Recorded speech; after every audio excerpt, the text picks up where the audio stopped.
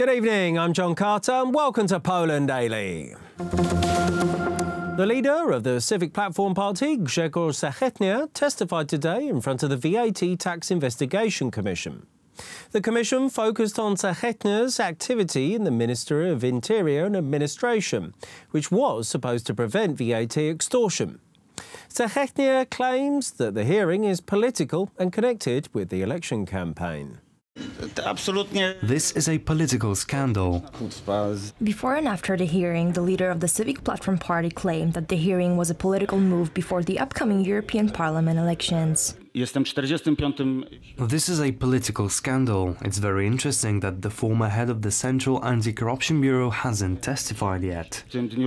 But Law and Justice Party MP Kazimierz Smoliński doesn't agree with the accusations of the Civic Platform leader. This is absurd. The Commission is examining everyone. MPs have asked, among others, about the police and the Central Anti-Corruption Bureau activity when it comes to the VAT gap during Schetina's term of office. Schetina was asked, among others, what he knew about the VAT gap during his term of office as the head of the Ministry of Interior and Administration. I am asking about your knowledge in this matter and you're not answering me. Did you know how the VAT gap looked when you were leaving the ministry? He was also asked about the Central Anti-Corruption Bureau's report from 2008 concerning fuel crime. Smoliński noticed that one point of the report hasn't entered into force. I didn't know about it. All the report's points came into force. I wasn't asking about the report, but about the VAT tax. The leader of the Civic Platform Party claimed that the current ruling party did not help Civic Platform and the Polish People's Party with the VAT tax extortion. He claimed that the VAT tax investigation commission should take actions against the Law and Justice Party's activity. When we finally introduced bills which were good for the system, Law and Justice Party politicians voted against them. We stated a couple of times why this was the case. The former Minister of Finance, Jacek Rostowski, was supposed to testify tomorrow, but the hearing was postponed due to health problems. The former Minister of Poland, Ewa Kopacz, will testify next week. Yesterday, on the first day of high school graduation exams, known as matura, 122 false bomb threats were called in across Poland. Today, the maths exam was postponed in over 660 schools, and in the case of one school in Wielkopolska province, the exam didn't take place at all. Regional examination commissions received information from 660 schools. Measures verifying the validity of these threats were implemented in each of these schools. In the majority of cases, the process was complete before 9 a.m., so the exams did not have to be postponed. In around 170 schools, the procedure was concluded after the 9 a.m. deadline, which postponed the beginning of the test-taking process in those schools until 10 a.m. Naturally, everyone taking the exam was given the full 170 minutes to finish. The exam wasn't taken in just one school in the entire country. The director of the Regional Examination Commission is looking into the case personally. It's crucial to know that none of these bomb threats were real, all of them were fake. There is no threat to the safety of students, school workers or anyone involved. The police is looking for the people responsible for the calls. As well as fines, such a crime can incur a punishment of up to 8 years in prison. The fines are given because such calls cost authorities tens of thousands of zlotys. Therefore, anyone who decides to execute such a prank can suffer both legal and financial consequences.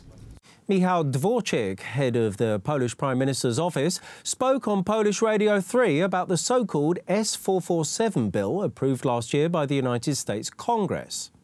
The bill supports the efforts of Jewish organisations striving to take over heirless properties left behind by victims of the Holocaust. Minister Dworczyk explained that the bill doesn't apply to Poland and won't cause any legal consequences. Tak zwana ustawa 447. The so-called S447 legislation is not a Polish law and cannot be applied to Poland. Some of the people are using the fact that the US Congress established this law for their own political gain. Our only reaction is to have pity on them. It does not have any legal consequences. How can we calm these people down? Are we going to prepare a legislation countering it? Let's get the facts straight. As far as restitution or reparation reparations for damages from the Second World War, it is Poland who shall demand them from Germany. We as a country do not owe any payments, any reparations whatsoever. Poland was the victim. Poles paid an enormous price with their blood in the war. Poles are not obligated to pay anybody. Why do we have to change the law?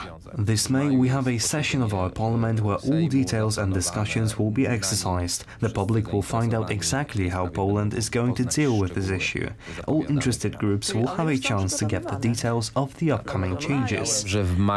Today, the European Commission increased its forecast from February for Polish economic growth from 3.5% to 4.2% in 2019 and from 3.2 to 3.6% in 2020.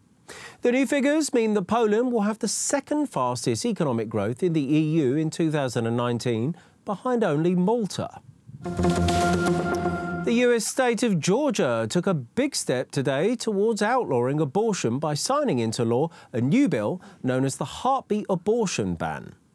The move comes in reaction to other states taking measures to increase the accessibility of legality of late-term and even after-birth abortions. The American anti-abortion movement reacted with horror as New York Governor Andrew Cuomo signed a bill in January making so-called after-birth abortions legal. Previously, babies who had survived chemical abortions had the right to life-saving treatment. Many states governed by Republicans quickly announced that they would strengthen the rights of the unborn. And on Tuesday, Governor Brian Kemp signed legislation outlawing abortion if a doctor can detect a fetal heartbeat. The Life Act is very simple, but also very powerful. A declaration that all life has value, that all life matters, and that all life is worthy of protection. I understand, like the others have said, that some oppose this legislation. I realize that some may challenge it in the court of law. But our job is to do what is right, not what is easy. We are called to be strong and courageous. And we will not back down. We will always continue to fight for life. Rachel Guy, whose mother was advised by doctors while she was still in the womb that her fetus was incompatible with life and that she should consider ending the pregnancy, says she never expected this day to come. I thank God for this day, for a day that every day I fight and I pray that abortion ends, but I truly never thought that we would see a day like this. And I thank God for a governor who stands up for the most vulnerable citizens in our state. So thank you. Anti-abortion campaigners have intensified their efforts since President Trump appointed 2 conservative justices to the US Supreme Court. The campaigners are hopeful that they can convince the right-leaning court to re-examine the landmark Roe v. Wade case that established a woman's right to an abortion in 1973. Thank you very much for joining us here this evening at Poland Daily. I'm John Carter. Stay tuned after the break for Poland Daily Weather, followed by the business, culture, history and finally the travel.